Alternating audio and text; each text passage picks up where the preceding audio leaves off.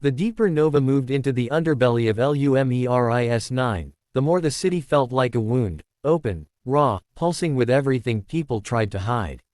Up above, the megastructures shone with polished chrome and clean light, but here, in the sub-levels beneath Sector 9, nothing shone.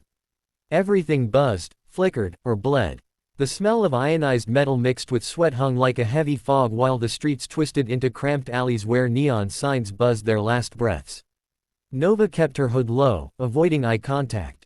Being a cyber empath had its downsides. Every glimpse of someone's expression risked a chaotic flood of their emotions rushing into her head. Down here, where fear was currency and anger never slept, her body felt like a trembling antenna picking up too many painful frequencies. She forced herself to tighten her mental firewall again, imagining a glass barrier she'd spent years learning to build. A group of memory runners lounged near an alley entrance, teens with glowing neural ports along their necks, trading stolen emotions like VR chips. One boy in a rust-colored jacket brushed past her, and she felt a pulse of euphoria so strong it almost buckled her knees. Someone else's happiness, artificially enhanced, chemically bright. She steadied herself, exhaling slowly. If Kale had been pulled into this part of the city, it was no ordinary disappearance. Nova headed toward the central hub of the sub-levels, a place known as the Drift, a chaotic marketplace of illegal neural tech. Here, vendors shouted out black market surgeries, memory wipes, emotion injections, all displayed under flickering holographic signs. Crowds moved in restless clusters. Neon wires hung like tangled spiderwebs overhead, sparking occasionally with stray energy. She needed information, and she needed it fast. Kale's signal was fading from her wrist link, the waveform deteriorating with every passing minute. At a small stall built from scrap metal and old transport crates, a hunched figure was repairing a robotic arm with tools that hummed at subsonic frequencies. His fingers moved precisely, too smooth to be natural. Nova recognized him instantly, the rogue roboticist known as Evo.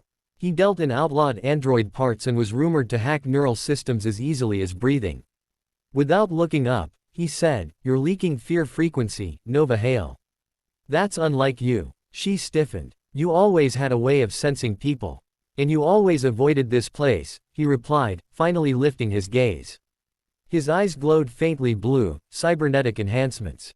"What brings the golden student of Kale Varan to a hole like this?" Looking for him. Nova's heart stumbled. "What do you know?" Evo sighed, setting down the robotic arm. "Enough to tell you that you won't like where this trail leads."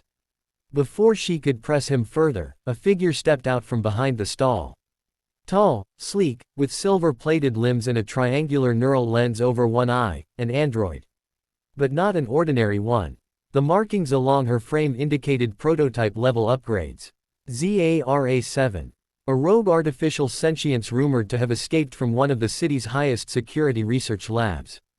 Zara's voice was smooth but tinged with static, as if she still wasn't used to pretending to be free. Kale Varan entered Project Release.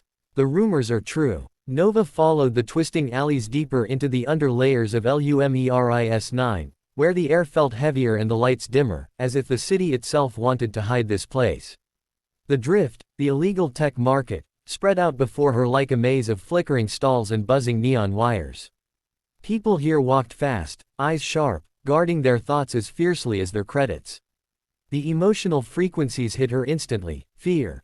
Pulsing like broken code, bursts of desperation, flickers of excitement from those trading stolen memories. She pushed her mental firewall tighter, refusing to be overwhelmed.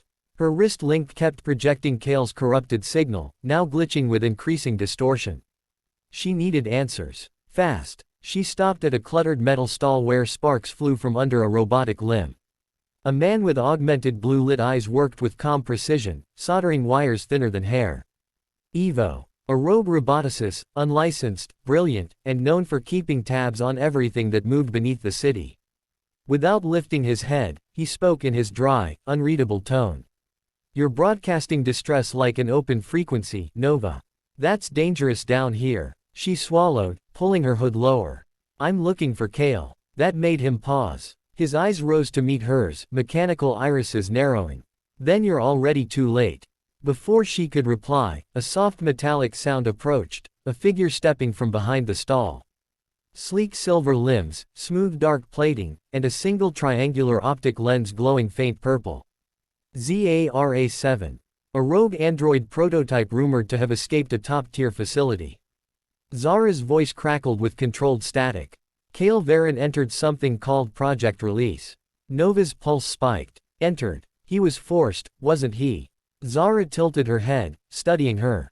The project removes emotional attachments to optimize human efficiency. Memories of personal ties are considered distractions.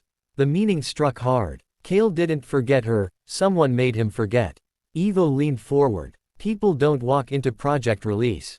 They vanish into it. If Kale's signal reached you at all, it means he tried to resist. Nova's breath shook. The last warmth she sensed in the message, the faint trace of Kale, suddenly made sense. He had been fighting. Zara stepped closer. If you keep chasing him, the system will target you next.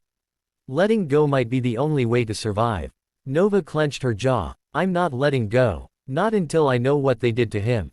Zara and Evo exchanged a look, fear mixed with something like respect.